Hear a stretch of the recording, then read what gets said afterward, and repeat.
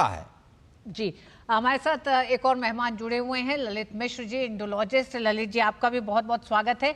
ललित जी, हम देख रहे हैं प्रधानमंत्री नरेंद्र मोदी इस दौरान जितने भी अपने विदेश दौरे कर रहे हैं, वहाँ वो एनआरआई जो डायस्पोरा जो है भारतीय, उनसे ये कह रहे हैं कि जब आप जनवरी से लेकर फरवरी के बीच में अपने साथ अपने उस देश के लोगों को, अपने दोस्तों को लेकर भारत पहुंचे महाकुंभ के दौरान, और महाकुंभ के दौरान उन्होंने सिर्फ प्रयागराज तक सीमित रहने के लिए नहीं कहा, उन्होंने कहा कि आप जाके देखें, विश्वनाथ कॉरिडोर को देखें, आप महाकाल जाएं, आप अयोध्या पहुंचे।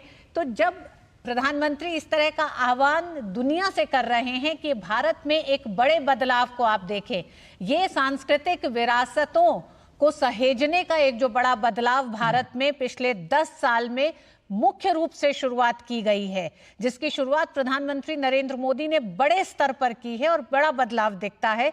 महाकुंभ क्या कुछ बड़े संदेश अपने में समेटे हुए आपको लगता है विश्व को देते हुए? जी, प्रधानमंत्री मोदी जी जब से आए हैं सत्ता पे, तब से भारत में एक सांस्कृतिक नवजागरण की शुरुआत हुई है और हम देखते हैं कि क्रमशः भारत की अंतर्राष्ट्रीय स्वीकार्यता और महत्व का लगातार विकास होता रहा है और भारत की स्वीकार्यता बढ़ी है।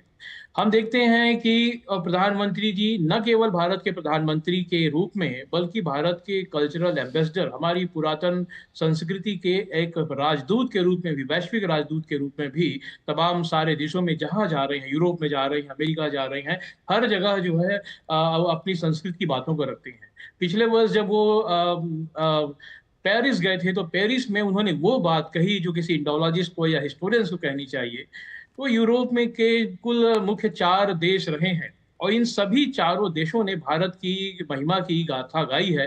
और इसकी शुरुआत हुई थी फ्रांस में, जहां वोल्टेयर सबसे पहले भारत की महिमा लिखने वाले थे, वोल्टेयर फ्रांस में। उसके पश्चात जो है भारत में विलियम जोन्स आए इंग्लैंड से, अंग्रेज, और उन्होंने हमारी गंगा माता, गंगा नदी की महिमा में एक कविता लिखी है, हिम टू गंगा। और उसके बाद उन्होंने ललित जी, आपको 2 मिनट रोकना चाहेंगे। हम अपने दर्शकों को बता दें, प्रधानमंत्री नरेंद्र मोदी इस समय जो दृश्य आपको दिखाई दे रहे हैं, लेटे हुए हनुमान जी के पूजा अर्चन कर रहे हैं। प्रोफेसर साहब स्टूडियो में मौजूद हैं। प्रोफेसर साहब, चाहेंगे आप कुछ जोड़ें? देखिए, भगवान हनुमान जी की जो यहाँ ये आराधना चल रही है, इनके इतिहास के विषय में जैसा अभी बताया गया, लेकिन यह एक ऐसा संजोग है, यह एक ऐसा अवसर है जिस अवसर को सभी लोगों को प्राप्त जरूर करना चाहिए, इसका लाभ जरूर लेना चाहिए। देखिए, हनुमान जी भक्तराज हैं और भक्ति की प्राप्ति यहाँ पर करनी है।